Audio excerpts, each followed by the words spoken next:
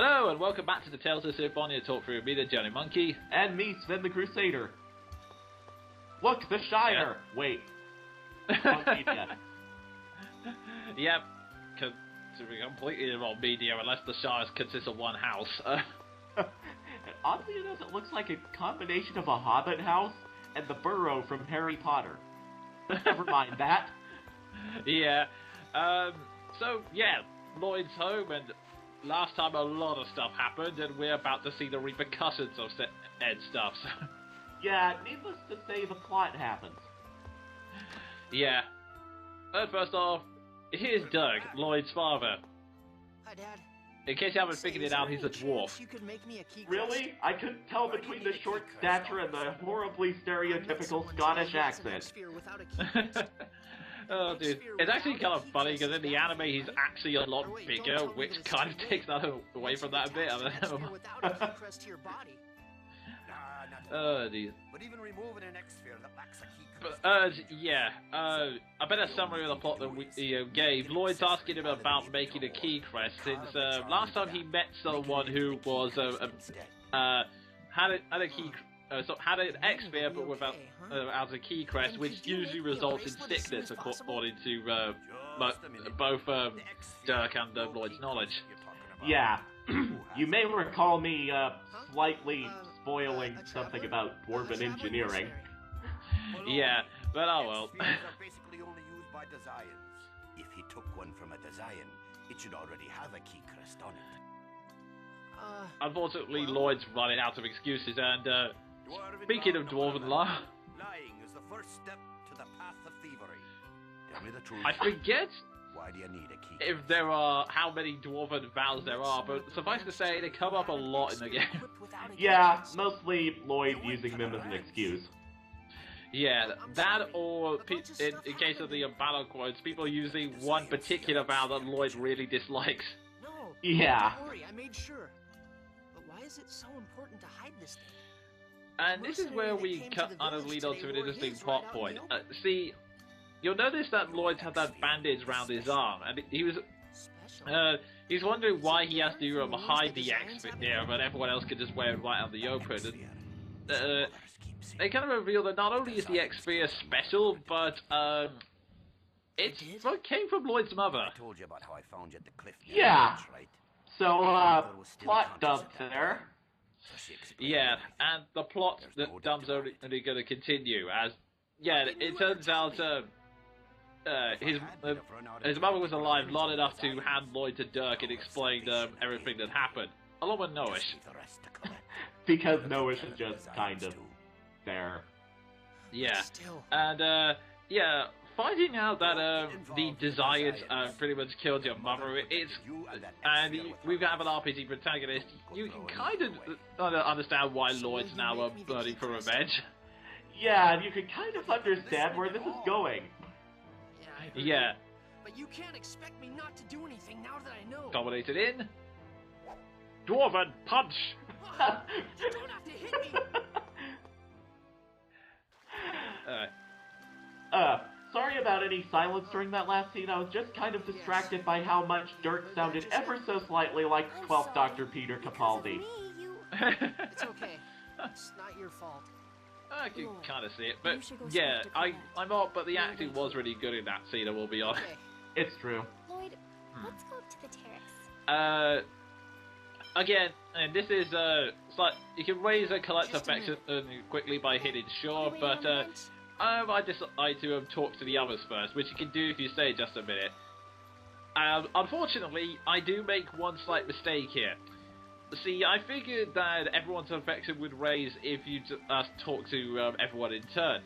As it turns out, you only raise the affection of the person you talk to first, so I end up talking to Genus, even though, to be honest, he's not my particular favourite of this bunch. Yeah, I can name 4 characters I prefer to him, even though I like all the characters in the game, but that's beside the point. I mean, I should explain, he's not a bad character by any means, it's just that there are better characters in this game. Rain is one of them, and here's Kratos. And without spoiling anything, those of you who are genre savvy, your gears may start working with you read this dialogue. That's all I'll say at this point. Yeah, I'm not gonna add anything to that because because as the last video proved, I'm terrible with spoilers. Oh yes, but yeah. Now when you talk to Landon, this is basically what would happen if you just hit Shaw straight away. Yeah. Hey, don't worry about that. But this sort of thing is special because you get it on your birthday, you know? Well then, just wish me happy birthday. Fortunately, Lloyd didn't quite finish that necklace in time, because as you would remember 2 parts ago, he kind of forgot it was Colette's birthday, but oh well. Yeah, and in fairness, he was kind of busy destroying elf Nazis in the last video, so... Yeah, although to be fair, the elf Nazis didn't arrive a few days before, but anyway. There is such a thing as preparation time after all. That is true. And now this is a great big turning point in Lloyd's life. He has decided he is going to go on a journey to rid the Designs along with Colette. Yes. No way that I could keep living in a village that has a treaty with as pretty much everyone who was watching this presumed would happen. Yeah, pretty much. Sorry for all my hammy voiceover. I was trying to make up for the fact that we ended up making comedic jibes during the father-son quarrels. Yeah, it's kind of true. Yeah. Oh dear. So Lord Remiel really is my father. I'm the child of an angel. Again, still don't know how they jumped to that conclusion, but... Yeah, it's kind of like they just saw Remiel's hair color and rolled with it. Pretty much. Although, to be fair, he did confess, so I guess that's confirming it. But... I suppose you're right. Yeah, that is true. It's kind of exciting. Yeah. And now there's not much to say because it's just character development, really. Yeah. And finally... Finally? Nothing. Well, that's ominous. Anyway, if we go Yeah, to the that's not fire, totally... I'll get to see my father totally again. not suspicious I'm at all. going to do my best. Yeah. Me too. Oh, well... Are you ready to go? Yes, I'm coming. Well, I guess we all get a good night's sleep, and then we can start on the plot in the morning. See you tomorrow. Yeah. Yeah. Yeah, Bye. good night's sleep. We can worry about this fantasy half-elf crap later. All right, time to make that present. Or you could spend all night making a necklace, one of the two. Having spent all my nights cramming homework the last 2 weeks, I sympathize with Lloyd being at the last minute. Well, at least you got it done. At the cost of a night's sleep, but, you know. Yeah, well, it's an RPG. He'll be visiting an inn and sleeping plenty of times. It's true. If there... Pretty much, the rule of fiction states that there'll be an inn just about every mile in this game. That's the key. Pretty much. You can use it however you like. Just remember. And Dirk's proven to be a good guy, and he's made the key crest from marble anyway, so... Word of inbound number 2. Yeah. Never abandon someone in need. I'm just going along with the teachings. Well, not bad to have that as the upset of your culture, I guess. It is true. I'm going to help Colette. Especially since, again, this might be spoiled for much later, but we find other cultures that, let's just say, have a very counterproductive philosophy, but... Some things you need for your trip. Oh, yeah, we do. And he's nice enough to give you some travel supplies, including a map and several healing items. So you're forgiving? Yeah, we're gonna need them, especially the healing items. This is your home. Oh yes, we still need money at this point. Come back here anytime you're tired. I will. Also, somebody just about this conversation, he then says, don't ever forget Dwarven Vow number 7. Number 7. The translation of this keeps changing constantly. It's either justice and love will always win, or in this case, goodness and love will always win. And I wouldn't mind it so much if it wasn't for the fact that it kind of plays a huge part in one of Lloyd's catchphrases. Huh? What are you doing here? Yeah, I'm trying to remember which one. I know it plays a part in his battle quotes, hilariously, but... Yeah. basically he. What about seeing Colette off? I'll explain later. In this case, we've just found something. Apparently, Colette's already gone. Colette and the others left a long time ago. Wow, feeling kind of abandoned right about now. Yeah. Lloyd, go to the That would be kind of anticlimactic. Lloyd saying, "I'm going on a journey." They're already left.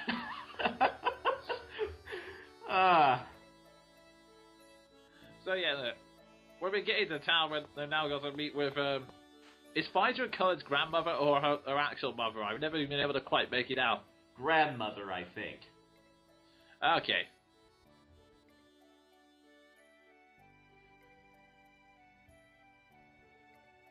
Yeah, this is one interesting bit from this is one thing. Sometimes you can get some pointless skits, but skits like this are also useful for background information. That they explain that Dirk makes money because he's a dwarf, he's a very good craftsman, and people need him to build stuff.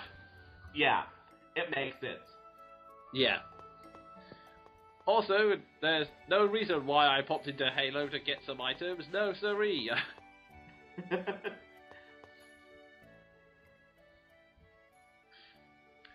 And yeah, we also get some it's discussing certain plot points. In this case, it's more people wondering why Colette gave Lloyd the wrong time. Yeah, kind of wondering the same thing myself at this point. No, actually, I'm not, but, you know, playing along with it. Yeah, fair enough. I mean, we know the answers, but we're trying to leave you in the dark for those who are following along, but... Yeah, I mean, it's not like we've completed this game multiple times, even though it's been years. Yeah. Maybe an unhealthy amount of times, but anyway...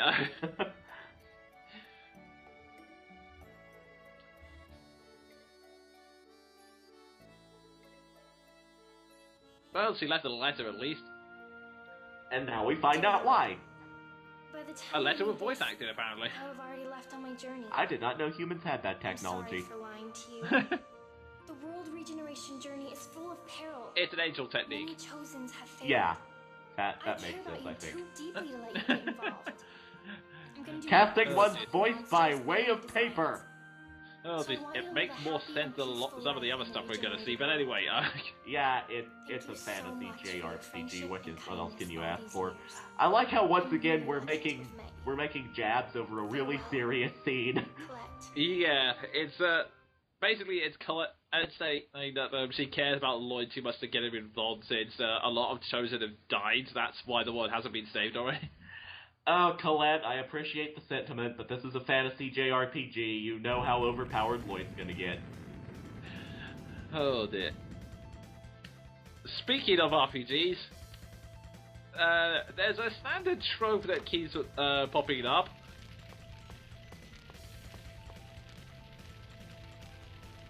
And here it is, the burning village.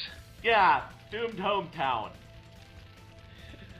I'm somewhere in the background. Cloud Strife is like, now you know how I feel. Oh god, yes. During this exit, a save point appears in front of Finder's house. It's a good idea to save it, since you're going to get into a lot of battles. Pretty much any time you pass a burning house, you'll probably end up facing a group of designs. Yeah, pretty much.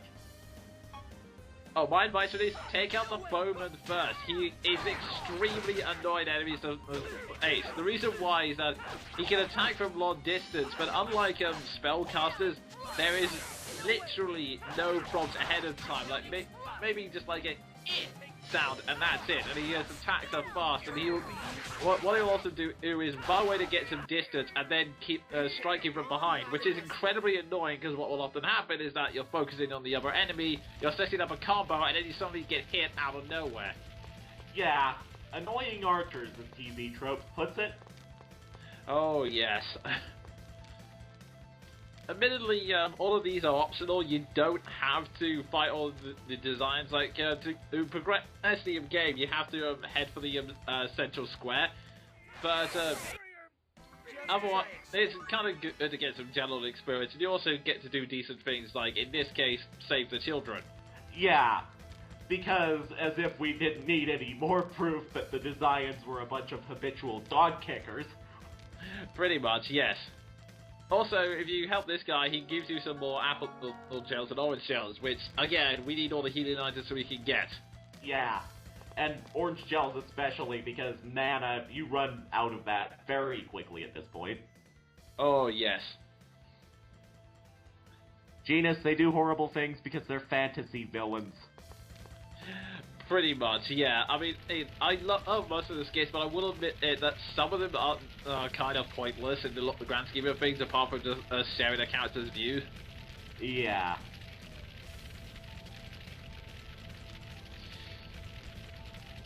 Yeah, this is an optional scene that kind of, again, you don't have to see it, but it reveals a little bit more about about Genus and Rain. Yeah, so it's recommended. Yeah. And one thing I'll just say whilst we're building out this scene, there's something that has been slightly changed from the GameCube version and the PlayStation 3 version, is that they add additional sound effects. The reason I mention this is because the fire sound effect has been turned up way too much, and it's a continuous looping sound that, to be frank, is excruciating. Yeah, I can kind of see where you're coming from. Yeah. I wouldn't mind it so much if it didn't almost overpower the voice acting at times, which is a shame because, again, the voice acting can be really good in scenes like this. Yeah. Ignoring the Harry voice of the wizard. Yeah, he's an extra. They really didn't have to care. True. Although the animation could have improved that, so when he's laughing, he's not just shaking his leg, but... Oh, that's an interesting affliction there, man. Maybe you want to get that checked out. Yeah, but yeah, the reason why they're burning down the village is because, yeah, as we mentioned last part, the whole non-aggression treaty is only in effect if no one interferes with the design base. And guess what our heroes did last part? Yeah, kind of interfered with. Oh my god. What is that thing? This is apparently how the Desians sort out punishments. You have been found guilty, so here's a monster. Have fun. Yeah. Damn. It's effective at least. Boy, I'll help too. Oh yeah. Long story short, boss fight. You're going down. To say the least. Yeah, this this is a very interesting fight. I mean, as you can see, it has a lot of powerful attacks that could utterly wreck you if you're not careful. But as you can see, point. Yeah. If you stop doing what I do and get the timing down, you can actually avoid a lot of the damage. So, yeah, if you get the timing down and do back jumps, you should be fine. The main thing you want to do is try and keep the beast away from Genus. And oh god, Genus, I would stop doing that. Case in point, he goes and does exactly what you don't want him to do. Oh geez, Lord Stunt. There we. Yeah, sometimes if you get hit it too hard, the characters will hit that stun animation. So they'll be out for a few seconds, which is unfortunate because yeah, so those few seconds can also lead you to getting hit even more. Yeah, kind of a vicious cycle. Yeah. I'm a bit of strategy I can give. If you use something like thrust, I would use it sparingly. The main reason being, it can get some more distance between you and the enemy, which really helps with dodges. However, as you kind of saw a moment ago, it can also push it out of the way of Genus' spells, which means you kind of miss the chance to do extra damage. Yeah. Yeah, it'd be okay. Its techniques are powerful, but they, unlike other characters we'll see later on, it's not really the series of combos. It's just like 1-2 hits. So that's why I can recommend the backswing a lot in this rather than just using the block. Because if you can avoid the 2 hits, you should be fine. But oh god. Yeah, I agree with Genus on this one. We're gonna die. No, no need to boss kill. At that point, we were. Yeah. Just keep calm, try to read the opponent's movements better than I am, and also use items when you can, and especially the orange shells, because you do not want Genus going into the fray. Like he is so intent on doing. Yeah, pretty much. Come on. Almost down. I will spam you with my energy beams as much as I need to. Okay. Apple so now I think we should be okay. Oh, great, over limit. That is the best time. Okay. It's like those critical hits in Fire Emblem that come whenever the enemy is on 1 HP. Yeah, over limit is something that can be useful, but not right then. I will explain what they do at a later date in a boss battle that lasts longer than this. Yeah. But yeah, defeating the boss is only a small consolation at this point, as A, Lloyd's expert has been revealed, B, there's still an army of designs to deal with. Yeah, including a general. Yep. But not for long. No. Oh, shite. Yeah. What was that voice? Yeah, remember when we said experience make people sick? It can't be. This is... Yes. Oh, yeah, if you want an example of just how twisted and really cruel the designs are, you need no further proof than this, really. Yeah, the start of the game really gives you no ifs, ands, or buts about it. Yeah. And that guy just exploded. Yeah. No! Protect Lord Forcistus!